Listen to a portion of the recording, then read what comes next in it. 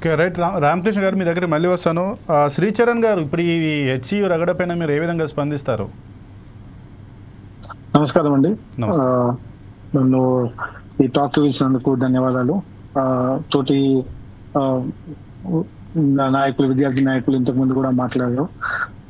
ఈ రగడ పైన నేను ఫస్ట్ ఇవన్నిటికీ మూల కారణం నేను మిమ్మల్ని కొంచెం 50 ఏళ్ళు ముందుకు తీసుకెళ్లాలనుకుంటాను. తెలంగాణ యూనివర్సిటీ తెలంగాణ అజిటేషన్ తర్వాత మన తెలంగాణకి అన్యాయం జరిగింది ఉమ్మడి రాష్ట్రంలో. సో తెలంగాణకు ఎట్లయినా ఏదైనా కేంద్రీయ ఇన్స్టిట్యూషన్ ఇవ్వాలన్నట్టు ఇందిరాగాంధీ గారు 73లో మనకి ఈ భూమి ఇవ్వడం జరిగింది. యూనివర్సిటీ కోసం కేటాయింపమని చెప్పడం జరిగింది. అలాగే రాష్ట్ర ప్రభుత్వం 2300 ఎకరాలు యూనివర్సిటీకి రాయడం జరిగింది. ఆ పత్రాలు మా దగ్గర ఉన్నాయండి. దాని తర్వాత జరిగిన పరిణామాలు ఇంతకు ముందుకున్న స్పీకర్స్ ఇద్దరు కూడా మాట్లాడినారు. సో దాంట్లో నేను చెప్పాల్సింది ఏంటంటే, లాస్ట్ 50 సంవత్సరాల్లో మనం చూసుకుంటే యూనివర్సిటీ ఆఫ్ హైదరాబాద్ ఎంతో మేధో సంపత్తి ఇచ్చిందండి మన దేశానికి, మన రాష్ట్రానికి.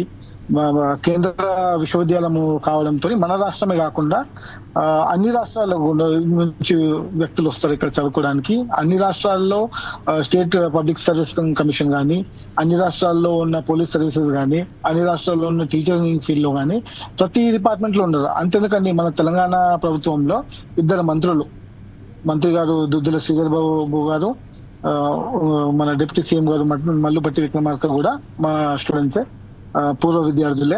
ఇంకొక ఎమ్మెల్యే, జుక్కల్ ఎమ్మెల్యే గారు కూడా, లక్ష్మీకాంతరావు గారు కూడా మా స్టూడెంట్ అండి. దాని తర్వాత ఇంతకుముందు స్పీకర్ కూడా మాట్లాడుతున్నప్పుడు కమిషన్ల చైర్మన్లు ఉన్నారు, వాళ్ళు ఉన్నారు, వీళ్ళు ఉన్నారు అనేసి అంటున్నారు. కాబట్టి అన్నారు కాబట్టి ఇంతకుముందు స్పీకర్ కూడా వేరే వాళ్ళు కూడా అన్నారు. కాబట్టి దాంట్లో మన ప్రొఫెసర్ హరుగోపాల్ కానీ, ఇంతకు ముందుకున్న హైయర్ ఎడ్యుకేషన్ చైర్మన్లు కానీ, మెంబర్లు కానీ, చాలా మంది వేరే ఎన్విరాన్మెంటల్ కమిటీ దాంట్లో మా యూనివర్సిటీ ప్రొఫెసర్లు ఉన్నారు. సో వీళ్ళంతా మేధో సంపత్తి ఇచ్చిందండి యూనివర్సిటీ ఆఫ్ హైదరాబాద్. అట్లాంటి పరిస్థితుల్లో 400 ఎకరాలు అనేది చిన్న విషయం కాదండి. ఇంతకు ముందు అన్న మాట్లాడుతుంటూ నేను ఉస్మానియా యూనివర్సిటీ మేము కూడా అంటారు. రేపటి దినం 200 ఎకరాలు ఉస్మానియా యూనివర్సిటీ తీసుకుంటా అంటే మనం ఊరుకుంటామన్నా? క్లియర్ ఒక క్వశ్చన్ అన్న నాకు మన తోటి నాయకులు, విద్యార్థి నాయకులు గారికి. సో అంటే నేను ఏమంటున్నా అంటే, ఏదైనా కూడా ఏ సమస్య ఉన్నా కూడా, ఏ లీగాలిటీ ఉన్నా కూడా, మనము 50 ఏళ్లలో మనం ఎంతో పురోగతి చెందినాము. ఇప్పుడు ఇంకా నెక్స్ట్ ఈ భూమి తీసుకొని ఏమొస్తుందండి నాకు అర్థం కాదు. 10,000 కోట్లు, 20,000 కోట్లు, భూమి చాలా ఉంది కదండి అమ్మడానికి, చేయడానికి.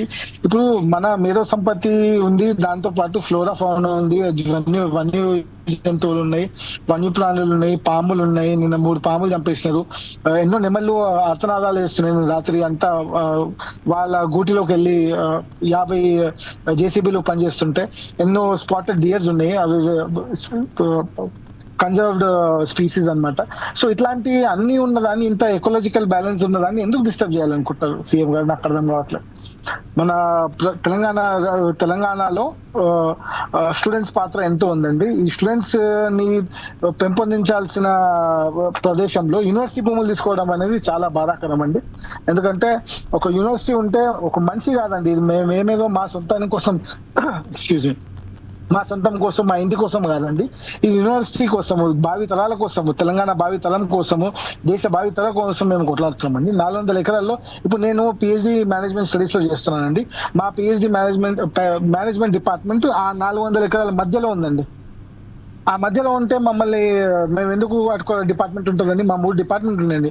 స్కూల్ ఆఫ్ ఎకనామిక్స్ ఉంది, స్కూల్ ఆఫ్ మేనేజ్మెంట్ స్టడీస్ ఉంది, school of mathematics and statistics కూడా ఉందండి. వీళ్ళు చెప్పే 400 ఎకరాల మధ్యలో ఉందండి. మష్రూమ్ రాక్ ఉందండి. ఎప్పటి నుంచో నియోలిథిక్ రాళ్ళు ఉన్నాయండి, కొన్ని మిలియన్స్ ఆఫ్ ఇయర్స్ రాళ్ళు ఉన్నాయి. Oldest rocks are there on the campus అండి. దాంతో పాటు పీకాక్ లేక్లు ఉన్నాయి, బఫెలో లేక్ ఉంది. సో ఇవన్నీ ఉన్నాయండి చెప్పుకుంటా పోతే. సో మనం ప్రాబ్లం ఏంటంటే, మా పూర్వ విద్యార్థులు శ్రీధర్ బాబు గారు మాట్లాడుతుంటూ అన్నారు అనమాట, మేము యూనివర్సిటీ భూమి ఏం ముట్టుకోవట్లేమనేసి. నేను ఒక్కసారి మీ ద్వారా నేను మంత్రి గారిని అడగాలనుకుంటున్నాను. సార్, మీరు స్టూడెంట్ గా ఉన్నప్పుడు మీరు ఒక్కసారి కూడా మష్రూమ్ లేక్ వెళ్ళలేదా సార్? చెప్పండి ఒకసారి. బట్టిగా కూడా అడుగుతున్నాను, ఒకసారి కూడా మీరు మష్రూమ్ లాక్ వెళ్ళలేదా?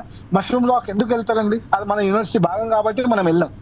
నేను 2019లో పిహెచ్డి స్టార్ట్ చేసిన, అప్పటి నుంచి మేము వెళ్తుంటాం. ఇప్పుడు సడన్ గా భూమి మీద కాదు ఇదే అంటే చాలా అంటే చాలా మాకు అర్థం కావట్లేదు ఇది ఏంటి సమస్య అని. ఇంకోటండి, ఇవన్నీ పనులు కూడా సరే మీరు ఇవన్నీ వెయిట్ చేయాలి కదా, లీగాలిటీస్ కోసం వెయిట్ చేయాలా? హైకోర్టు ముందుకు మనం మళ్ళీ పోతాం, మళ్ళీ పిటిషన్ వేసుకుంటాము, దీని మీద ఇష్యూ కోసం మాట్లాడడానికి సిక్స్త్ రోజు టైం ఉంది, పిల్లల కోసం టైం ఇచ్చింది హైకోర్టు, అప్పటిదాకా వెళ్ళలేదు. దాంట్లోపనే పని స్టార్ట్ చేసేసినారు. ఇంకోటి ఏంటంటే, ఈ ప్రభుత్వం వచ్చిన తర్వాత ఇట్లాంటి ఏమైనా చేయాలా, మన భూములని మన రోజులతో ఇవన్నీ చేయాలనుకుంటే శని ఆదివారాలు కోర్టుకి సెలవు ఉన్న రోజు ఇవన్నీ ఇబ్బంది పెట్టడం అనేది చాలా విడ్డూరం అండి. రాష్ట్రం అంతా ఉగాది జరుపుకుంటున్న సందర్భంలో నిన్న మేము అందరము భయభ్రాంతులకు గురైనాము. మాకన్నా డబుల్ మంది పోలీసులు, ఆబ్వియస్ గా హాలిడేస్ ఉన్నాయని మన యూనివర్సిటీ పిల్లలు ఇవాళ ఈద్ అనేసి 3 రోజులు సాటర్డే సండే మా దగ్గర ఆఫ్ ఉంటే, సాటర్డే సండే మండే లాంగ్. అట్లాంటి సమయంలో మాకు సడన్ గా 500 మంది పోలీసులు వచ్చి క్యాంపస్ లో అయితే శ్రీచరణ్ గారు మేమేదో క్రిమినల్స్ లాగా నాకు అర్థం కాదండి. శ్రీచరణ్ గారు మీరు చెప్పారు కదా, పర్యావరణానికి